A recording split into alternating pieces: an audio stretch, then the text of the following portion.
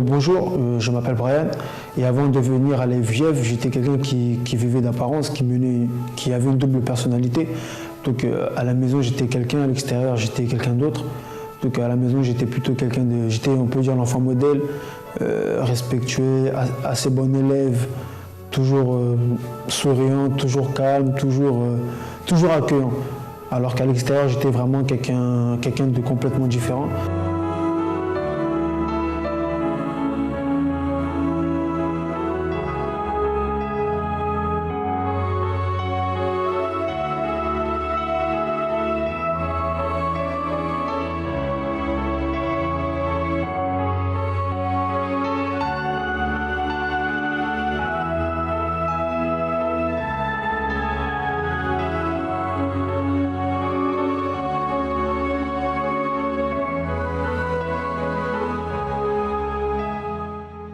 C'est-à-dire que je vivais dans la criminalité, que ce soit cambriolage, séquestration, vol, racket et encore beaucoup d'autres choses.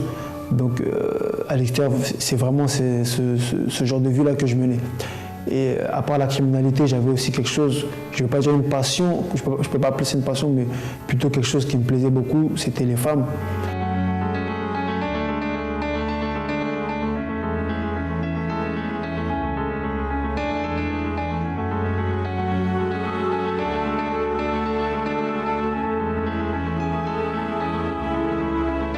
Donc j'étais vraiment connu pour être quelqu'un qui était beaucoup apprécié des femmes et qui apprécie aussi beaucoup les femmes.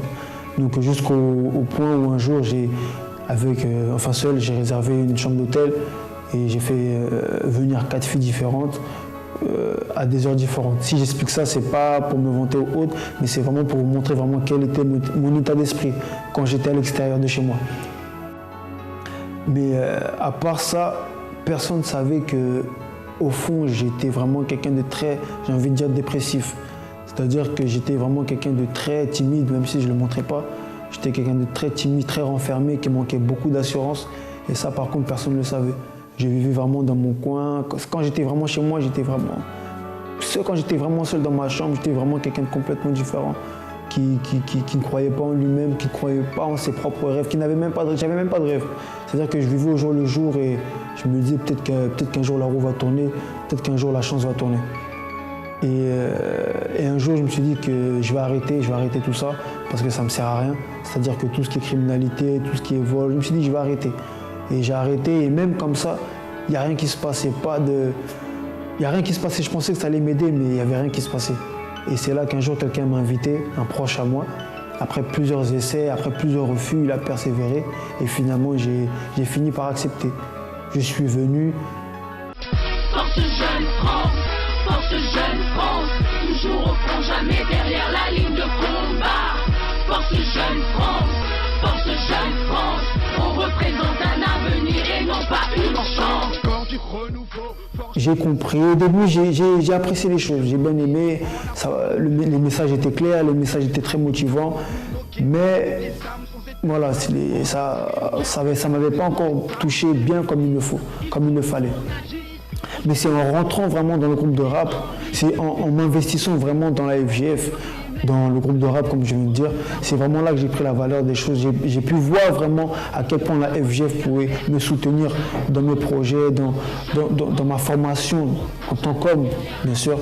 Et c'est vraiment là que j'ai pu voir que la FJF a pu vraiment me soutenir. Donc petit à petit, à travers des conseils, à travers des aides, à travers surtout beaucoup de conseils, beaucoup d'orientations, que ce soit dans n'importe quel domaine de ma vie, petit à petit, j'ai pu grandir. Et aujourd'hui, je peux dire que je suis vraiment quelqu'un de changé, que je suis vraiment transformé, que j'ai de nouveaux objectifs, que je crois en moi et que je sais que la réussite n'est qu'une question de temps. Voilà. Aujourd'hui, vraiment, je sais que je peux y arriver et que c'est déjà fait. Donc, aux personnes qui écoutent ce témoignage-là, ce que je peux leur dire, c'est que tout n'est pas fini. Le combat continue, croyez en vous-même, croyez en vos capacités et surtout ne laissez jamais personne dire que vous ne pouvez pas. Et pour synthétiser cette phrase-là, comme je le dis dans un de nos morceaux, à quoi bon sert de vivre la vie d'Aloca si le jour du jugement dernier t'es sans avocat? Donc je vous dis à la prochaine fois et vive la FJF.